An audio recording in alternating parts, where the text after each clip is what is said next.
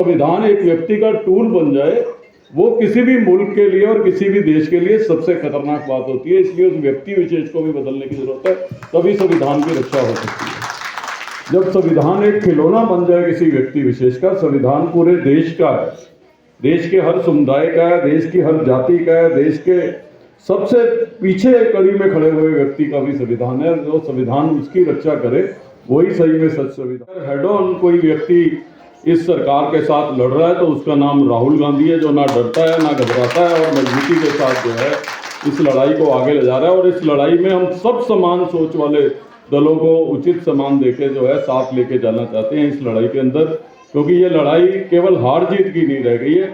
निश्चित तौर पे आपका टॉपिक बड़ा रेलिवेंट है, ये कहीं से भी अपना योगदान कम नहीं होने देगी। मैं सोशलिस्ट पार्टी की इस पहल का बहुत बहुत स्वागत करता हूं। गंभीर जी, सैयद तहसीन साहब जी, सोशलिस्ट पार्टी ऑफ इंडिया के तमाम बहुत ही सम्मानित साथियों, सुखबीर शर्मा जी, सबसे पहले मैं तहे दिल से सोशलिस्ट पार्टी ऑफ इंडिया का दिल्ली के अंदर कांग्रेस पार्टी को सहयोग के लिए जो उन्होंने कहा है उसके लिए मैं उनका बहुत बहुत धन्यवाद करना चाहता हूं और दिल से मुबारकबाद पेश करना चाहता हूं। और मैं समझता हूं कि आज के इस टॉपिक पे ये जो कन्वेंशन रखी गई है, इससे ज़्यादा ज़रूरत किसी और बात की हमारे मुल्क को, हमारे देश को है नहीं है।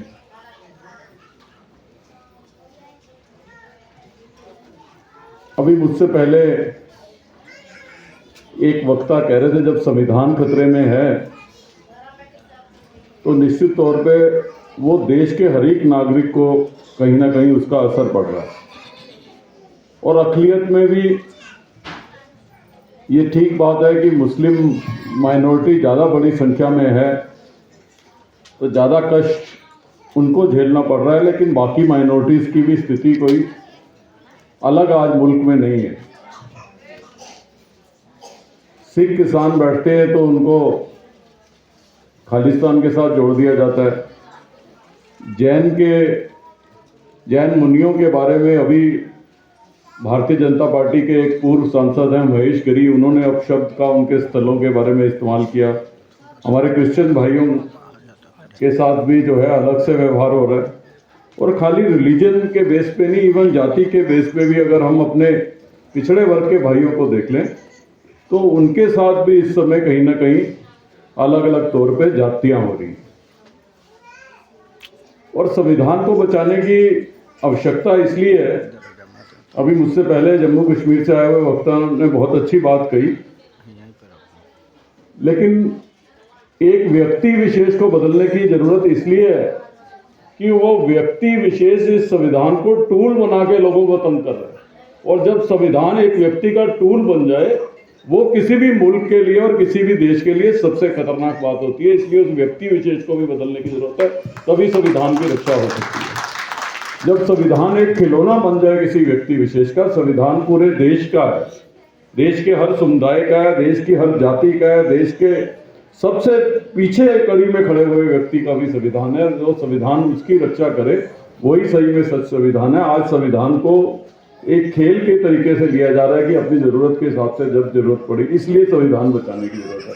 वो संविधान बचाने की जरूरत है जिसको हमारे पूर्वजों ने लिखा, बाबा साहब अम्बेडकर ने जिसके अंदर अपनी राय दी। और मुझे ये कहने में यहाँ कोई शक या शुबा नहीं है कि हम दो मुल्क एक समय में अलग हुए, दोनों की सोच एक थी, दोनों का खाना पीना एक था, दोनों का सोचने का तरीका एक था, दोनों का रहन सहन एक था, दोनों का पॉलिटिक्स करने का तरीका एक था।